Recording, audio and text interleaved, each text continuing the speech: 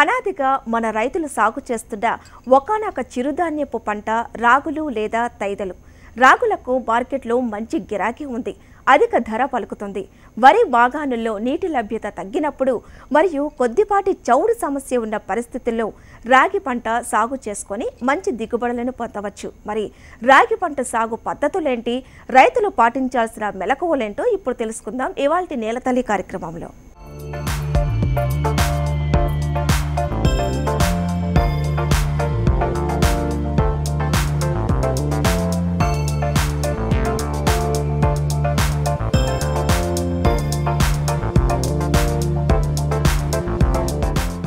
రాగి పంటను ఖరీఫ్లో జూలై మొదటి వారం నుంచి ఆగస్టు చివరి వారం వరకు, రబీలో అక్టోబర్ చివరి వారం నుంచి మరియు వేసవిలో ఫిబ్రవరి మొదటి పక్షంలోపు నాటుకోవాలి. రాగిని తేలిక రకం ఇసుక నేలలు, బరువైన నేలలు మరియు కొద్దిపాటి చౌడు సమస్య ఉన్న భూముల్లో సాగు చేసుకోవచ్చు. రాగిలో భారతి, శ్రీ చైతన్య, మారుతి, హేమ వంటి రకాలున్నాయి.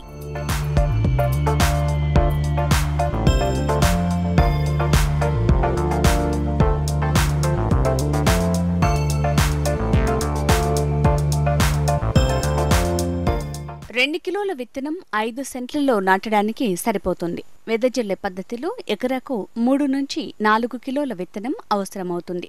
సేంద్రియ పద్ధతిలో విత్తన శుద్ధి చేసి విత్తనాన్ని నాటితే మంచి దిగుబడిని సాధించవచ్చు. నారుమడికి తేలికపాటి దుక్కి చేసి విత్తనం చల్లాలి. బాగా దుక్కి చేసిన నేలల్లో రాగిని 1:3 నిష్పత్తిలో విత్తనం మరియు సన్నని ఇసుక కలిపి నేరుగా కూడా విత్తుకోవచ్చు. 85 నుంచి 90 రోజుల స్వల్పకాలిక రకాలకు 21 రోజుల వయసు కలిగిన మొక్కలను, 105 నుంచి 120 రోజుల దీర్ఘకాలిక రకాలను, 30 రోజుల మొక్కలను నాటాలి. వరుసల మధ్య 30 సెంటీమీటర్లు, మొక్కల మధ్య 15 సెంటీమీటర్ల దూరం పాటించాలి.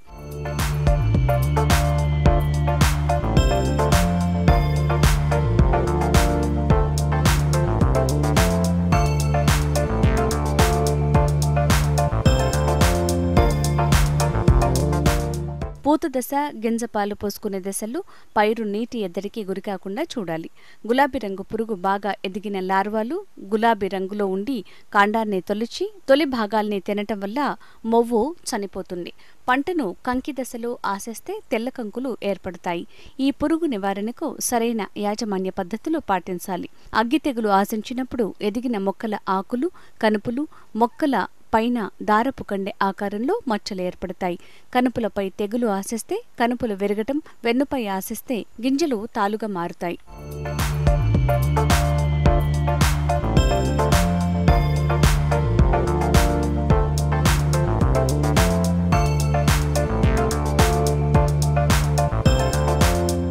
గింజలు ముదురు రంగులో ఉన్నప్పుడు వెన్నుల దగ్గర ఆకులు పండినట్లుగా ఉంటే పంటను కోయవచ్చు. పిలక కంకుల కంటే ప్రధాన కాండపు కంకి మొదట కోతకు వస్తుంది. కాబట్టి 2 దశల్లో కంకులను కోయాలి. పొలంలోనే చొప్ప తీసి 2 నుంచి 3 రోజులు ఆరిన తర్వాత వెన్నులను విడదీయాలి.